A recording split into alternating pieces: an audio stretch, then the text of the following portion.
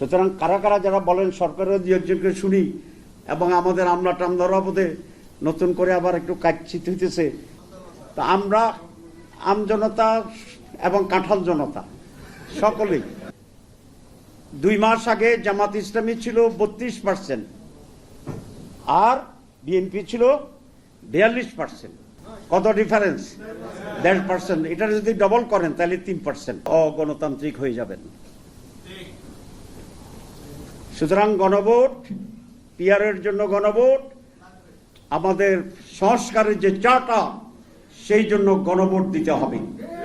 এইটাই একটি আইনি সলিউশন। সময় নষ্ট করলে পস্তাইতে হবে আপনাদের।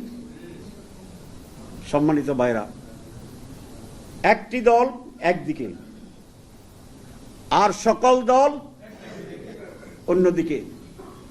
আমরা সনদ চাচ্ছি,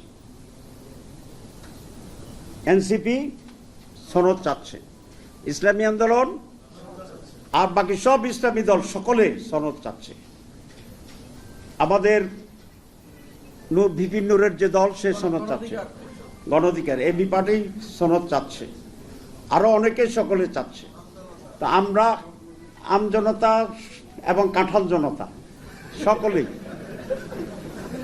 সকলেই একটা দিক ছাড়া আর সকলকে আমরা একমত।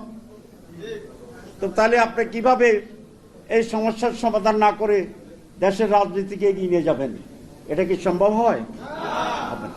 সুতরাং আমি একজন দায়িত্বশীল দলের ছোট্ট একজন মানুষ হিসাবে আমি দেশের কল্যাণে, জাতির কল্যাণে সকলকে আহ্বান করব, বড় দল ছোট দল বিবেচনা না করে আসুন আমরা ওপেন বসি, কিছু শ্রোতাও থাকুক, টেলিভিশনে ফোকাস হবে কে কি যুক্তি দিচ্ছে, হওয়ার পরে আমরা আন্তরিকভাবে বসে একটা সিদ্ধান্ত গ্রহণ করব এবং সকলে মিলে আমরা নির্ধারিত সময়ে যাতে স্বতঃস্ফূর্তভাবে নির্বাচনে যেতে পারি আমরা সেই ব্যবস্থা গ্রহণ করব। অনেকের মাথায় মনে করছেন যে একটা চলে গেছে, না, 2 মাস আগে জামাত ইসলামী ছিল 32% আর বিএনপি ছিল 42%। কত পার্সেন্ট ডিফারেন্স? 10%। আর 15 দিন আগে ব্রাক ইউনিভার্সিটি থেকে একটা সার্ভে হয়েছে। ব্রাকও আমাদের পক্ষে শক্তি না, সানেম যেটা এটা আমাদের ফাইলে 2 পয়েন্ট কমাই দেয়, তবে আমি বিশ্বাস করলাম। আর ব্রাকের সার্ভে হয়েছে তারা 12%, আমরা 10.5%। কত ডিফারেন্স? 1.5%। এটা যদি ডবল করেন তাহলে 3%। এটা 50-র উপরে করছে। তাহলে আগে ছিল 10% গ্যাপ, এখন হচ্ছে কয় পার্সেন্ট গ্যাপ? 3, এখন 3% গ্যাপ, আগে 10 ছিল। তো গ্যাপ কমে না বাড়ে? কমে। মানুষ তো বলে যে সময় যত যাইবে তত, সময় যত যাবে গ্যাপ আরো বাড়বে, এরকম আর কি। আগে এটা ছিল, এটা উঠের এটা নামের, এটা উঠের এটা নামের।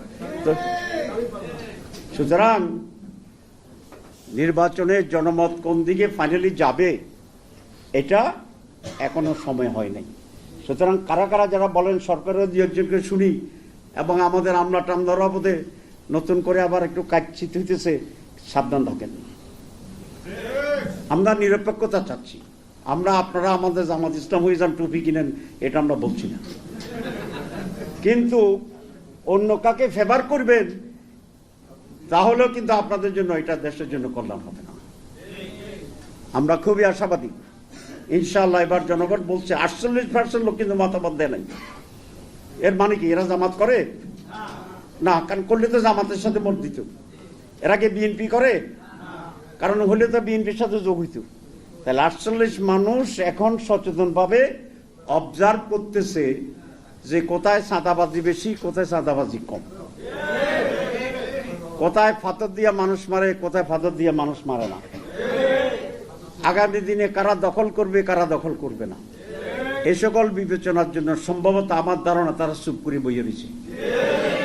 কিন্তু তারা কি ঘুমাচ্ছে না অবজার্ভ করছে? অবজার্ভ করছে। সুতরাং দুর্নীতিমুক্ত বাংলাদেশ এদেশে মানুষ চায়। মানুষ একটা ফেয়ার ইলেকশন চায়,